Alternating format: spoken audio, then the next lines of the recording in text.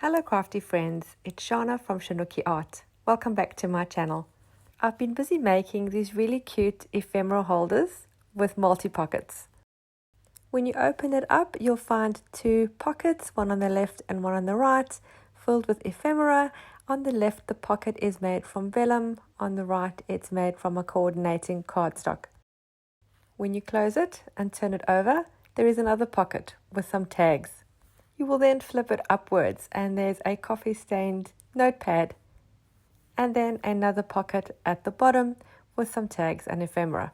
So it's a bit of a Flippy Flappy ephemera holder with multiple pockets. A great project to use up your 6x6 paper pads. Each one a little different. This one has an acetate pocket instead of a vellum one, and I close each little holder with a paper clip. These are great to send as happy mail to your crafting friends, or you can use them in your own journals. Either slip them into a pocket in your journal or attach them to the page with the paper clip. They may look complicated, but they're actually pretty easy and quick to make. We're going to make this one together and I'm going to show you how step by step. These are great to make if you have double-sided 6x6 paper. If you don't, that's fine too. I'm going to show you how to make them with single-sided paper.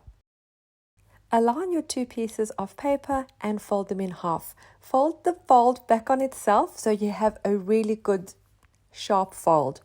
Open it up and fold it in half again the other way to create 4 squares. And then using your scissors or your cutter, we're going to cut out the top left square. If you're using a single sheet of paper because it's double-sided, the process is exactly the same. Do the folding and then cut out the top left square. The little squares we have now cut out are going to be used later as the pockets, so don't throw those out. This step is only needed if you have single-sided paper. We're going to glue the two together. I'm using a glue stick. Make sure you get the entire area covered, especially the corners and edges. Now when you're sticking this down, don't stress at all if it doesn't align 100%. That is fine. We can always trim anything that's overhanging at a later stage. I'm just going to refold the fold to make sure that it is stuck down really well. And then you can see how it folds. The bottom left one goes over the top and the top one goes down the back. You can make any type of pockets you want. I want to make corner pockets for mine, and I want the one on the left to be either vellum or an acetate so it has some transparency. I have this embossed vellum that I want to use, and what I've done is I've machine stitched it on the left and the bottom, and then I'm going to trim off the excess. You don't have to use vellum or acetate. If you don't have any, you can just use a patterned paper, and you can also make the pocket straight if you don't want a corner pocket. When machine stitching acetate or vellum, always have the piece bigger than what you need to make it easier to sew. For the other corner pockets, we're going to use the leftover squares that we're going to cut diagonally. I also want to cut this additional piece of cardstock as I like the pattern and it suits my theme. So I'm cutting it into 4. I only need the one smaller square.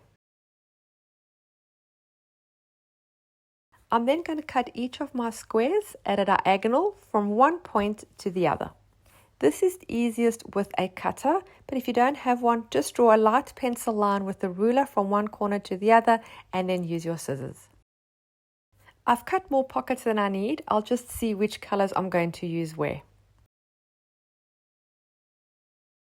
I'm thinking the brown looks really well because it's a really good contrast. I'm going to use my craft glue to glue this down. You can also use double-sided tape, but I found the thin double-sided tape that I have doesn't adhere really well, so I'm going to use a glue for mine. Just apply a thin layer of glue on the one side and the bottom, and then press it down firmly.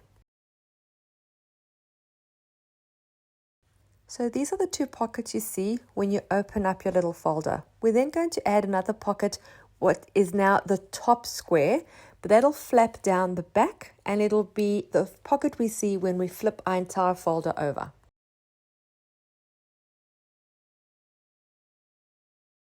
Once that all has been glued, I'm going to turn the entire paper over.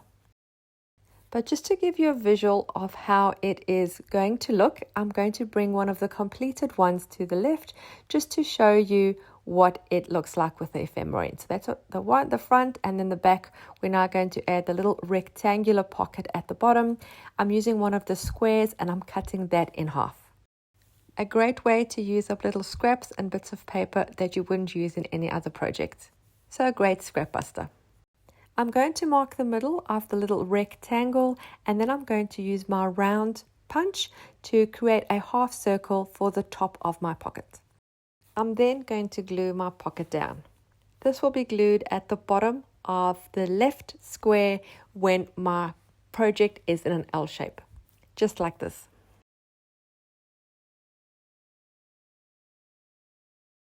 The next thing we need to do is make a little notepad. I'm using coffee stained paper, but you can use any kind of paper you like.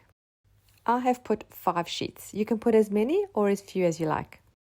I'm not measuring anything, I'm just eyeballing it, so I'm putting the paper over the area that I need, marking with a pencil roughly where I need to cut it, and then I'm using my ruler to tear it. If you like neater ends, of course you can use a cutter or a scissors.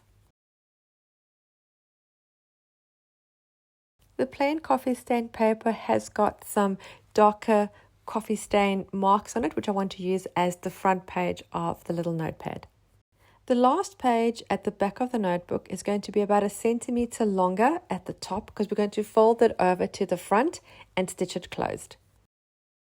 So once you've cut your little squares for your notepad, we're going to put them together whichever way you like, making sure that the slightly larger one is going to be at the very back.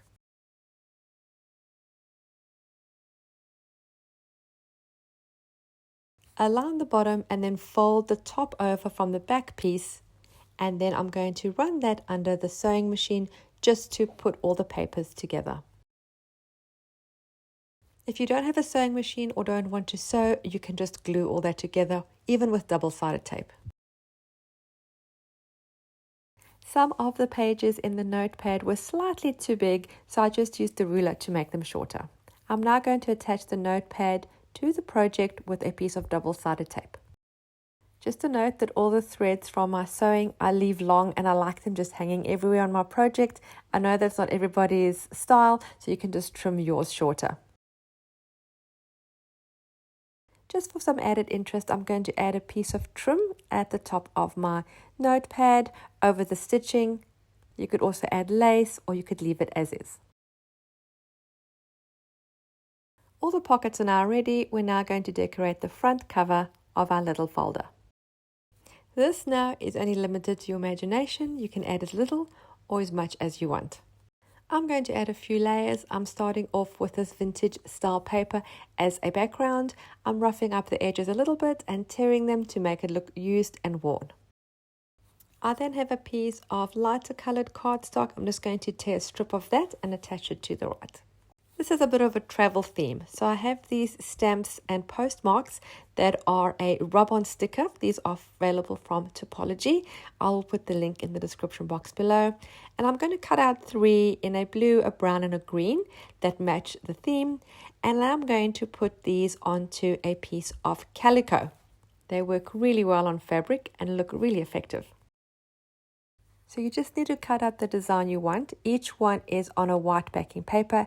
As you can see, that one has come off. We don't want to use it just yet. It's pretty sticky. So I'm applying the background paper on again, and I'm just going to cut my strip of calico, or I'm going to tear it. So I just make a little snip and tear the calico, and then I take the backing off the rub-on sticker. I place it down on my fabric and use a little paddle pop stick to rub it really well and firmly, and then I peel off the top layer, and my rub-on sticker is on the fabric. I'm then going to tear each one individually. I'm going to do the same for the other 2 stamp rub-on stickers.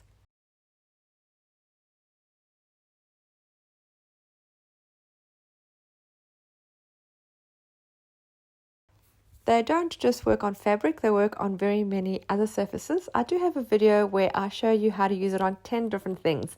I'll link that video in the description box below. Once I have all three, I'm going to position them from the top to the bottom of my little cover, sort of overlapping them and putting them at different angles. There were some threads that came off the calico fabric as I was tearing it. I'm going to use that to underneath the stamps. I do like that additional texture. I have the sticker, which is in the style of a vintage ticket. I'm going to stick that down on the right. So now that I know where the positions are going to be, I'm going to start sticking everything down, starting with my background paper.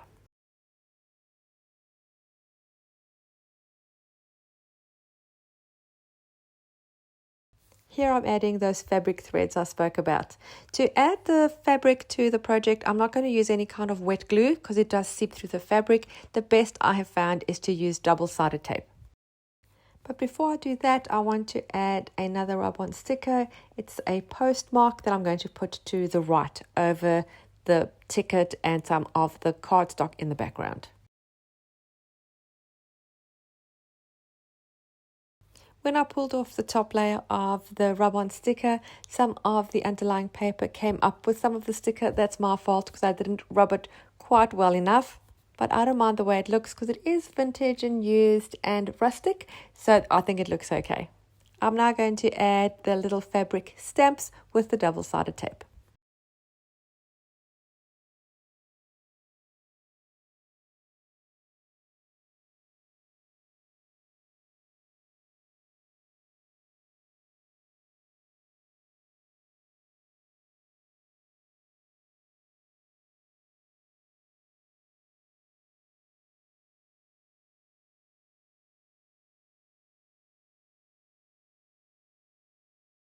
I want to add one more rub on onto the cover. I want something quite bold in the black for a good contrast. So I have this date. I'm going to add that to the left.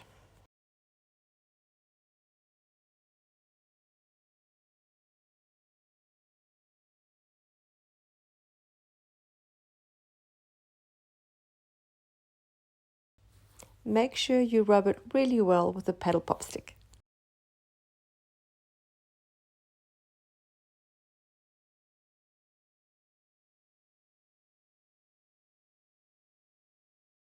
The construction is now complete. We're going to fill the pockets with our ephemera. You can fill it with anything that you have.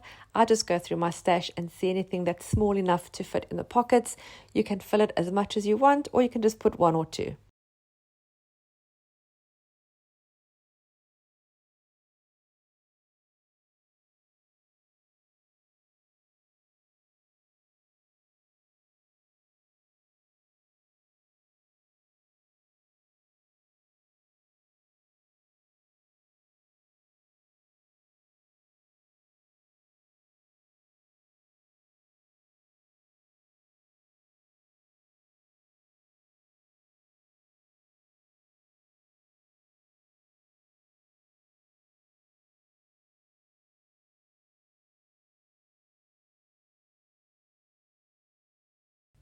And then if there's any excess that has sort of overlapped, you can just trim that off.